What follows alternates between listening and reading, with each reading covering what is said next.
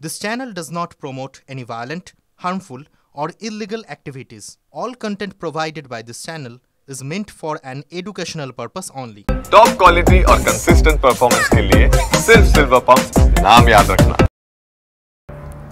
দেখছেন টিভি9 বাংলা, আপনাদের সঙ্গে রয়েছে আমি মধুকল্পিতা। শুরুতে আমাদেরকে কসবা কাণ্ডের দিকে নজর রাখতে হবে। একা মনোজিৎ নয়, কলেজে কলেজে শাসক দলের ছাত্র নেতারাই কর্মী। কলকাতার একাধিক কলেজের তথ্য টিভি9 বাংলার হাতে।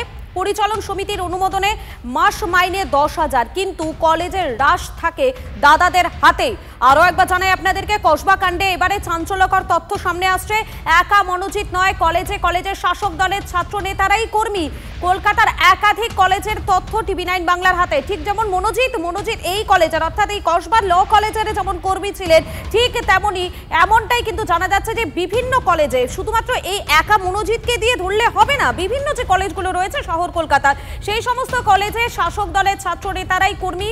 কলকাতার একাধিক কলেজের তথ্য টিভি9 বাংলার হাতে এসেছে।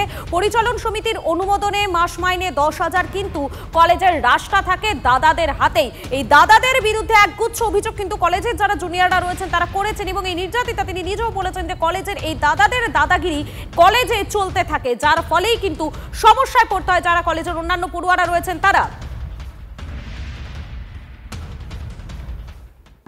কলেজগুলো এইগুলো করছে তো কারণ একটাই কারণ, প্রত্যেকটার মাথায় এই ধরনের লোক বসানো রয়েছে।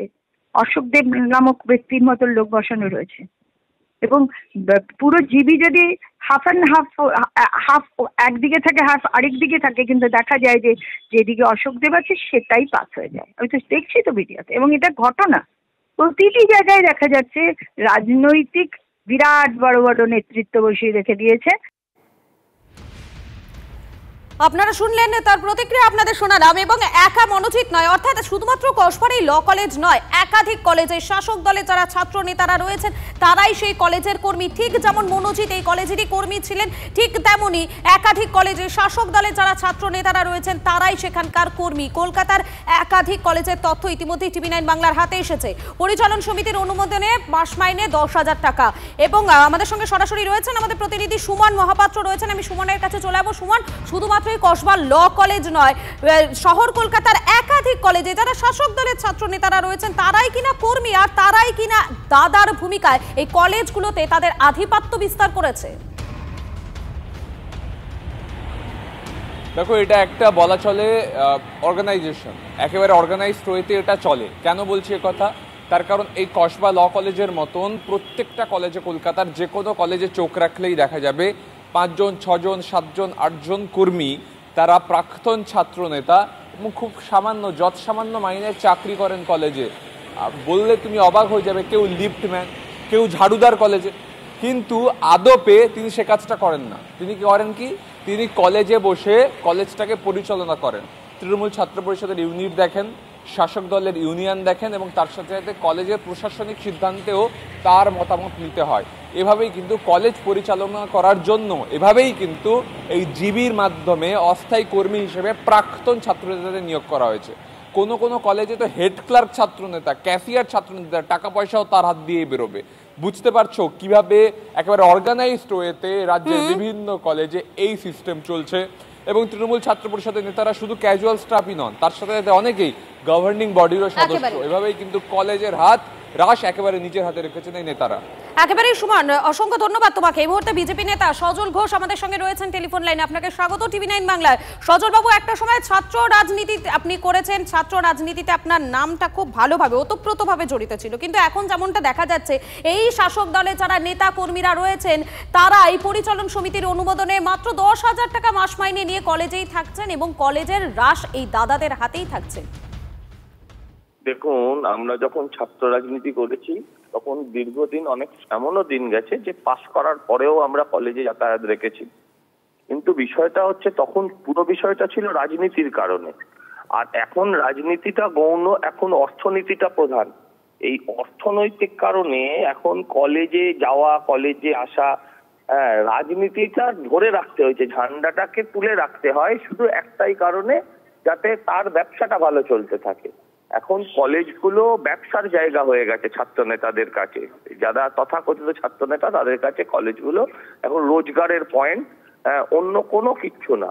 তারা শুধু রোজগার করতে আসে, এবং রোজগারটাই একমাত্র লক্ষ্য। তারপর মদ মহিলা গঠিত বিষয় সেগুলো তো অ্যাডিশনাল। এতে কি বলবো, যে কলেজে ছাত্র নির্বাচন হয় না 10 বছর, সেই ছাত্র নেতারা তার দাবি কখনো করে না যে কলেজে ছাত্র নির্বাচন কেন হয় না। এটা তো ছাত্রদের গণতান্ত্রিক অধিকার, সেটা কেড়ে নেওয়া হয়েছে। সেটা নিয়ে কেউ প্রতিবাদ করে না। শুধু মানে একটাই লক্ষ্য অ্যাডমিশন, একটাই লক্ষ্য কলেজের ফান্ড, আর কোনো কিছু লক্ষ্য নয়। একেবারে ধন্যবাদ সজল বাবু।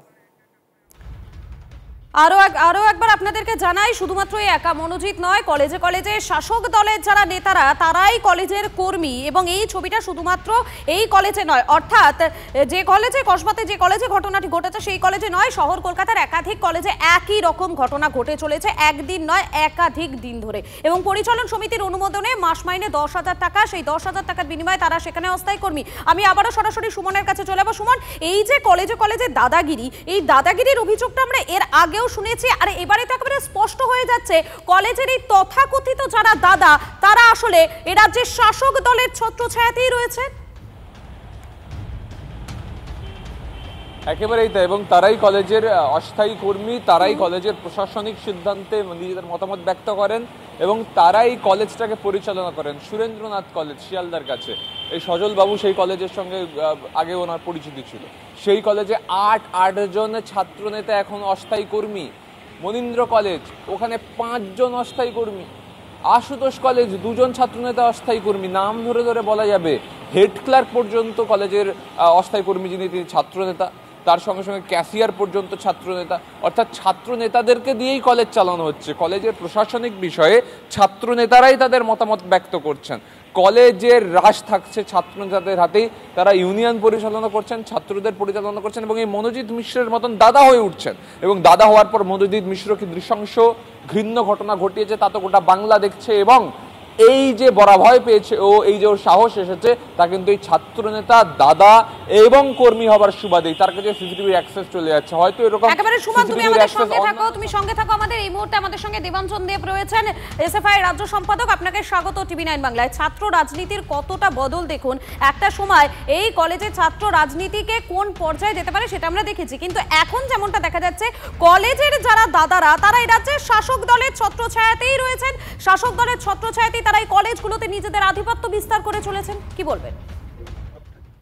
এই আধিপত্য বিস্তার করাটা একটা নির্দিষ্ট প্রক্রিয়ার মধ্যে হয়।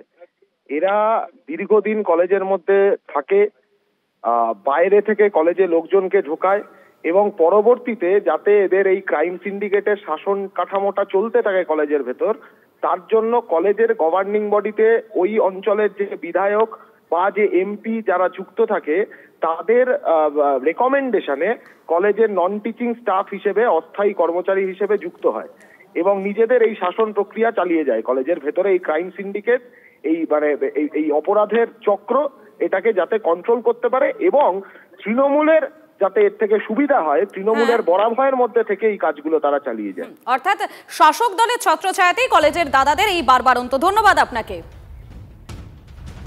এবং এই যে অভিযোগটা, সেই অভিযোগটা শুধুমাত্র কলেজের যারা পড়ুয়ারা তারা কিন্তু নয়, কলেজের অধ্যক্ষ যারা রয়েছেন বিভিন্ন কলেজে তারাও কিন্তু একই অভিযোগ করছেন। শোনাই আপনাদের। আমার কলেজে অনুরোধ এসছে, কিন্তু উইথ ফোল্ডেড হ্যান্ড আমি বলে সেটা আমি পারবো না করতে, কিন্তু তারপরে সেটা হয়নি। কিন্তু যারা ঢুকতে চাইছিল তারা বিভিন্নভাবে চাপ দিয়েছে, কিন্তু তাতে কোনো ফল হয়নি, মানে আলটিমেটলি এটা করতে পারেনি। ওই আর কি একটা ঢুকে একটা ত্রাসের পরিবেশ রাখা, সাধারণ ছাত্রদের ডেমোক্রেটিক ফেব্রিকটাকে নষ্ট করে দেওয়া, আর কিছু না। আমি আবারও সরাসরি চলে যাবো, আমাদের সঙ্গে রয়েছেন আমাদের প্রতিনিধি সুমন রয়েছেন। সুমন, এই যে কলেজে দাদাগিরি, এই যে দাদাদের বারবারন্তের এই অভিযোগটা শুধুমাত্র কলেজের যারা জুনিয়র তারা করছেন এমন কিন্তু নয়, কলেজের অধ্যক্ষরা তারাও কিন্তু এই অভিযোগটাকে বারবার সামনে আসছেন। এই যে অধ্যক্ষের কথা তুমি বলছো, পঙ্কজ রায়, যোগেশচন্দ্র চৌধুরী কলেজের প্রিন্সিপাল, তাকে রাস্তায় বসতে হয়েছিল বহিরাগতদের আটকানোর জন্য। দাদারা তার কলেজে অস্থায়ী কর্মী হিসেবে নিযুক্ত নন, তিনি আটকে রেখেছেন, এটা তার দাবি। সুমন, তোমাকে একটু থামাবো। এই মুহূর্তে অরূপ চক্রবর্তী রয়েছেন আমাদের সঙ্গে টেলিফোন লাইনে। আপনাকে স্বাগত টিভি9 বাংলায়। ছাত্র রাজনীতি আপনিও করেছেন, ছাত্র রাজনীতি সম্পর্কে আপনার ধারণাটা এই মুহূর্তে ঠিক কেমন হচ্ছে বলুন তো, যখন দেখা যাচ্ছে এই কলেজের রাশ হাতে থাকছে দাদাদেরা, যাদের হাতে থাকছে তারা কিনা সেই কলেজে পরিচালন সমিতির অনুমোদনে মাত্র 10,000 টাকার মাইনেতেই তারা সেখানে থাকছেন, এবং শুধুমাত্র মনোজিৎ নয়, একাধিক কলেজে কিন্তু একই জিনিস দেখা যাচ্ছে, কি বলবেন? না দেখুন, এই ঘটনাটা তো নিন্দনীয়, নোংরা, খারাপ ঘটনা, কিন্তু যে কথা বলছেন এই প্রথা তো যুগে যুগে চলে এসছে। আপনি ধরুন এই বাম আমলে আপনারা চলে যাওয়ার পরেও আপনারা যাকে এই নেত্রী, নতুন প্রজন্মের নেত্রী বলে প্রজেক্ট করছেন, সেই কোট আনকোট আগুন পাখি যিনি কদিন আগে অস্তাব্য কিস্তি দিয়ে ভাইরাল হয়েছেন, সেই মীনাক্ষী দেবী, উনি নিজে, আমি যতটুকু জানি, উনি নিজে আর্টস নিয়ে পড়াশুনো করেছেন। আর্টস নিয়ে পড়াশুনো করে কি করে কেমিস্ট্রির ল্যাব টেকনিশিয়ান অ্যাসিস্ট্যান্ট হতে পারেন? কোন আমলে ওনার নিয়োগ হয়েছিল? সিপিএম নেতাদের পরিবারের একাধিক উদাহরণ ভুরি ভুরি রয়েছে, যারা কেউ লাইব্রেরিয়ান পদে নিয়োগ হয়েছেন, কেউ টেকনিশিয়ান পদে নিয়োগ হয়েছেন, কেউ গ্রুপ ডি স্টাফ হিসেবে নিয়োগ হয়েছেন। এবং কলেজ সঙ্গে সম্পৃক্ত যারা, তারা বহু ক্ষেত্রেই কলেজে পরবর্তীকালে চাকরির জন্য আবেদন করেছেন, কিছু নির্দিষ্ট নিয়ম মেনে, কোথাও হয়তো গভর্নিং বডি সুপারিশে। এই ঘটনা সেই বাম আমল কেন, কংগ্রেস আমল তার আগের থেকেই চলছে, কিন্তু এই ঘটনার সঙ্গে সেটাকে তুলনীয় করলে সত্যের অপলাপ হবে। এই ঘটনাটা নোংরা ঘটনা। পার্থক্য হচ্ছে এই ঘটনাকে তৃণমূল এন্ডোর্স করে না, তাকে জেলে পাঠিয়েছে, আর বিজেপি শাসিত রাজ্যে হলে তাকে মালা দিয়ে বরণ করা হয়। একেবারেই ধন্যবাদ আপনাকে অরূপ বাবু। আমি আবারও সরাসরি সুমনের কাছে চলে যাবো। সুমন, যেমনটা তুমি বলছিলে,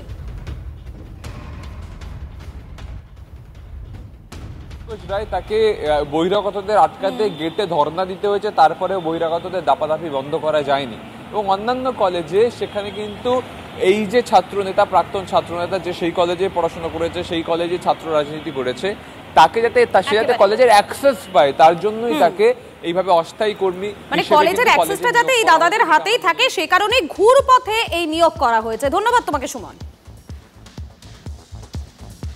আর এই কসবা কাণ্ডে দায়ের হওয়া 3 জনস্বার্থ মামলার আজ শুনানি। একটি মামলাতেও যুক্ত করা হয়নি নির্যাতিতাকে। সূত্রের খবর, পার্টি করা না হলেও ইতিমধ্যেই নির্যাতিতার পরিবার আইনজীবীদের পরামর্শ নিয়েছেন। জনস্বার্থ মামলায় অবসরপ্রাপ্ত বিচারপতির নজরদারিতে কসবা কাণ্ডের সিবিআই তদন্ত, কলেজ বিশ্ববিদ্যালয়গুলিতে পর্যাপ্ত সিসি ক্যামেরা বসানো, ছাত্রীদের নিরাপত্তা সুনিশ্চিত করা, নারী সুরক্ষা নিশ্চিত করার আবেদন জানিয়েছেন মামলাকারীরা। বিস্তারিত জানবো, আমাদের সঙ্গে রয়েছেন আমাদের প্রতিনিধি শ্রাবন্তী রয়েছেন। শ্রাবন্তী, বিস্তারিত জানো। 3 জনস্বার্থ মামলা সৌমেন সেনের ডিভিশন বেঞ্চে আজকের হবে, এবং শুরুতেই এই মামলা রয়েছে।